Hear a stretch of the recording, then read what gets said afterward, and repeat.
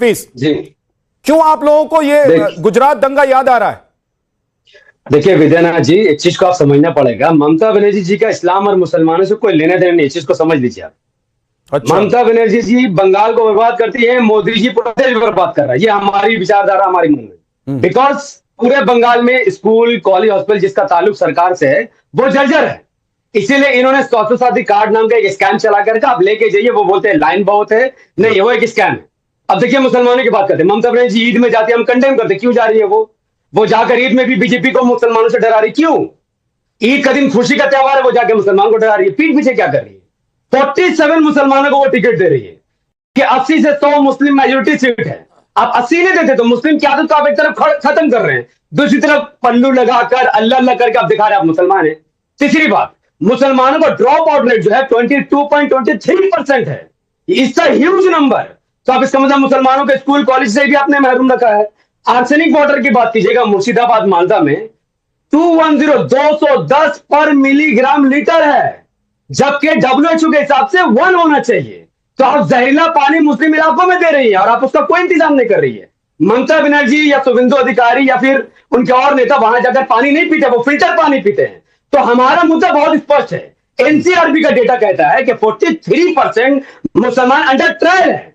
तो ये मैं इसलिए बता रहा हूं क्योंकि जो लोग ममता बनर्जी को मुसलमान से जोड़ते हैं, तो देखिए भैया मुसलमानों के हालात अच्छे नहीं है। अब आपका सवाल है कि हमारे लिए देश पहले कि मुसलमान पहले। भैया हमारे लिए देश संविधान पहले, लेकिन मैं मुसलमान मुसलमान मुसलमान इसलिए कर रहे हैं वैसे साहब बिकॉज मुसलमानों के हालात वेंटिलेटर पर पड़ा हुआ है, बाकी तमाम समाज से मुसलमानों का हालत बदतर है। और ये हम नहीं कह रहे, ये सच्चर कमेटी और कुंडू कमेटी की रिपोर्ट कह रही है।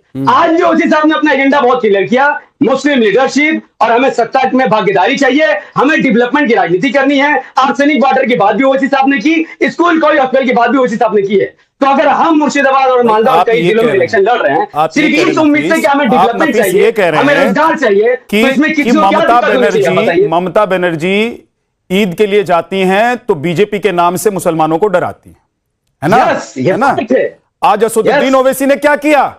आज असदुद्दीन ओवैसी ने भी तो मुसलमानों को डराया ना।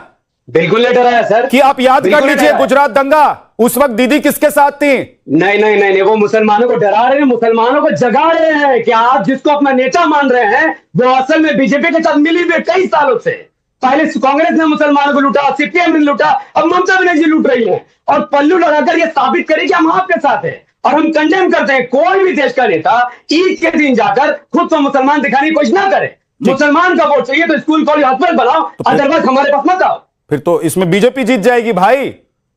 अगर ईद के दिन जाकर हमारी ये पोस्टरिंग करने की जरूरत नहीं है, ईद के दिन जाकर पोस्टरिंग करने की जरूरत नहीं है, तो उसमें बीजेपी आप लोगों से कंपटीशन में आगे निकल जाएगी।